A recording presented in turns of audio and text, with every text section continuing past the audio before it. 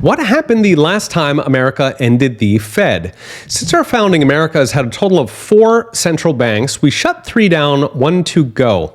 The last time was Andrew Jackson closing the second bank in the United States in 1836, and it gives us a roadmap for how to end our Fed. The second bank had been set up in 1816, and like all central banks, its purpose was to counterfeit money in return for financing government debt. This is great for governments who get cheap money. It's great for bankers who get to print money, but it does have the unfortunate side effect of setting off a boom-bust cycle of first inflation, then depression, then bailout. In fact, the second bank managed this over and over, each time pissing off voters more and more. Of course, the bank had bought a lot of friends in Congress. Money printers do that. So it took the firebrand Andrew Jackson, the Donald Trump of his day, to make it finally happen. First, Jackson drained government deposits out of the bank. The second bank retaliated, though, by calling in loans nationwide, trying to spark a depression that would be blamed on Jackson.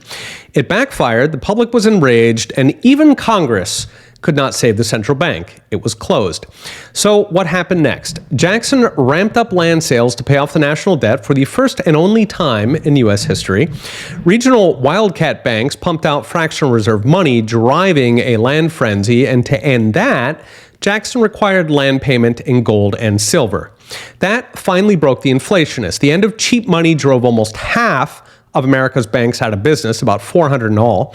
The vast majority were those new wildcat banks, but even the New York major banks stopped redeeming dollars and gold, effectively declaring bankruptcy.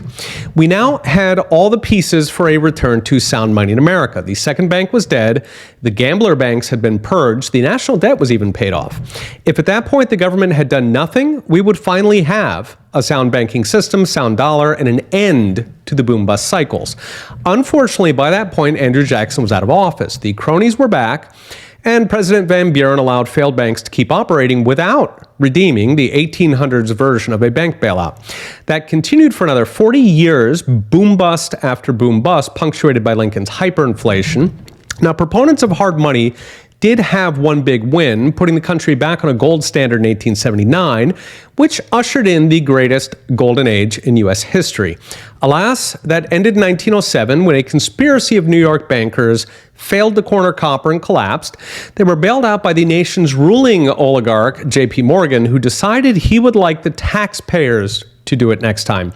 And so was born the Federal Reserve, that creature of Jekyll Island the inflation and bailout machine brought back to life.